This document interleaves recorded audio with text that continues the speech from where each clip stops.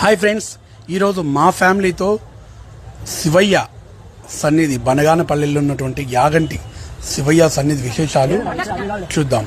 ఇక్కడ ఏంటంటే శివాలయం కోసం కాదండి గుడి కట్టినది, వెంకటేశ్వర స్వామి ఆలయం కోసం గుడి కట్టించారు. ఏం జరిగిందంటే స్వామివారిని శిల చెక్కేటప్పుడు కుడికాలు గోరు బింగమైపోయిందండి. అందుచేత లోపల పెట్టకూడదని చెప్పేసి స్వామివారిని గృహలో తీసుకొచ్చి ప్రతిష్ఠించారనమాట. అప్పుడు అదే స్థలంలో శివపార్వతులు ఆది దంపతులుగా ఒకే రాయి మీద వెలిసారండి. మీరు చూసే ఉంటారు, ఎక్కడైనా స్వామివారు లింగాకారం రూపంలో ఉంటారండి. ఇక్కడ అట్లా కాదు, ఒకే రాయి మీద దంపతులు ఇద్దరు వెలిసారండి. పసుపు పూసనకెళ్ళి అమ్మవారు, విభూది పెట్టినకెళ్ళి స్వామివారు ఉంటారు. ఇంకోటి ఏంటంటే నంది కూడా పెరుగుతూ ఉంటుందండి. యాగంటి బసవయ్య కలియుగాంతం అంతకంతకు పెరిగి రంకేస్తుందని చెప్పారు. ఎప్పుడు వేస్తుంది తెలియదండి, వేసినప్పుడు మాత్రం కలియుగం అంతం అయిపోద్ది అనమాట. ఎందుకు మీరు అంత ఖచ్చితంగా చెప్పగలుగుతున్నారంటే బ్రహ్మం గారు చెప్పినట్టు అన్ని జరుగుతూనే ఉన్నాయండి. ఆయన చెప్పి